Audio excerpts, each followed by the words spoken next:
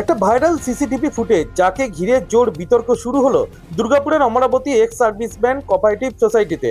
দুর্গাপুর আদালতের আইনজীবী রাকেশ চক্রবর্তীর অভিযোগ, সন্দেহজনকভাবে সিসিটিভিতে হাত দিয়ে আড়াল করে কিছু করার একটা চেষ্টা হচ্ছে, সেটা থানাকে জানানো হয়েছে। কোনো অসৎ উদ্দেশ্যে এই কাজ করা হয়নি তো?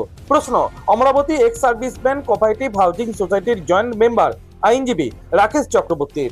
সৃষ্টি হয়েছে অমরাবতীর মানুষদের মধ্যে, সেটা হচ্ছে একটি সিসিটিভি ফুটেজ। সেই ফুটেজে দেখা যাচ্ছে যে একজন ভাইস চেয়ারম্যান আর চেয়ারম্যান সেক্রেটারি ওনার সম্মুখে দাঁড়িয়ে আমাদের একজন সিটিং ভাইস চেয়ারম্যান আছেন যার নাম হচ্ছে মালা চ্যাটার্জি, ওনার ছেলে অভিক চ্যাটার্জি সবার সম্মুখে সিসিটিভি ফুটেজকে নিয়ে ট্যাম্পারিং করছেন।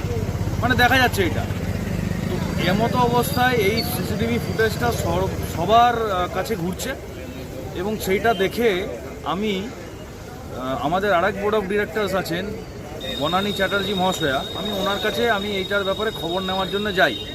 উনি বলেন যে আমিও এটার সম্বন্ধে অবগত আছি এবং ছিলাম, এবং এই যে রেকর্ডিং সম্বন্ধ যা সব ব্যাপারগুলো আছে সেগুলো আমি সংশ্লিষ্ট দপ্তরে আমি জানিয়েছি, আমাদের ওসি এনটিএসকে জানিয়েছি, আচ্ছা এআরসিএসকে জানানো হয়েছে, আরও যেসব দপ্তর আছে তাদেরকেও জানানো হয়েছিল।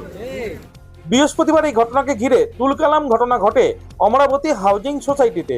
বিশিষ্ট আইনজীবী রাকেশ চক্রবর্তী প্রশ্ন তোলেন, কেন বাউন্সারদের পাহারা দিয়ে মিটিং ডাকা হয়েছে? সেই ভিডিও ভাইরাল হয়ে যায় সোশ্যাল মিডিয়ায়। এইটুকু থেকে এত বড় হলাম, আজকে সোসাইটির যারা আমার কাকু, যারা কাকিমা, জেঠিমা যারা আছে তাদের আমাদের প্রতি একটা প্রবলেম, তাদের জন্য আজকে বাউন্সার নিয়ে আসছে। দেখা বাউন্সারগুলোকে দেখা কত বড় বড় বাউন্সার।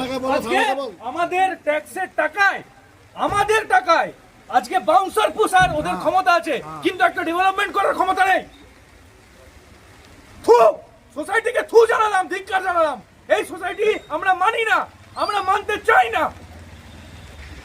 আরো দেখ গার্ল, মানে এত বাউন্সার আরো আসছে। তার মানে কত টাকা লাগিয়েছে এটাতে? ছাতারা খুলে দাও। কত টাকা এটাতে লাগিয়েছে? তোমাদের ধিক্কার। আমরা এই সোসাইটি মানছি না।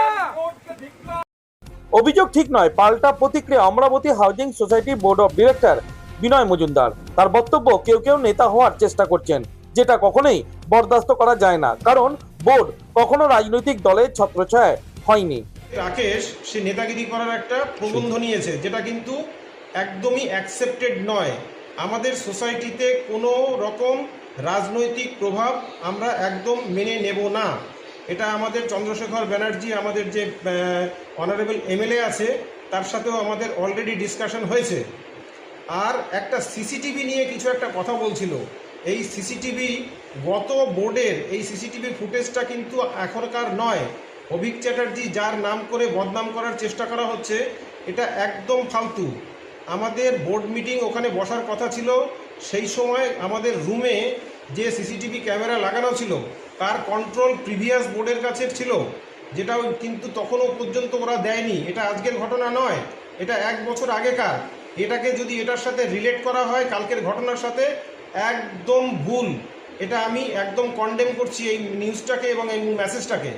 এইটুকুই আমার বক্তব্য, যে আমাদের সোসাইটিতে কোনো রকম বাইরের কোনো এফেক্ট, রাজনৈতিক এফেক্ট আমরা মেনে নেব না। ডাইরেক্টরেট এটাকে ফর্ম করেছে, এটাকে ভাঙার জন্য একটা প্রসিডিওর আছে। সেই ল প্রসিডিওর যদি ফলো না করা হয়, ধমকি দিয়ে বোর্ডটা ভাঙা যায় না, প্রথম কথা।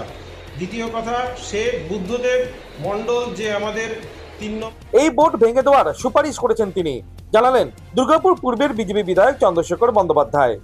অমরাবতী ডিফেন্স কলোনিতে শিবশক্তি ধাম নিয়ে ওখানে বিশ্বজিৎ বিশ্বাস উনি একটা পলিটিক্স করছেন, আবার ওখানে সোসাইটির পক্ষ থেকে বিনয় মজুমদার তিনি বিভিন্ন লোকের নামে SC ST একটা কেস করে তিনি একটা পলিটিক্স করছেন।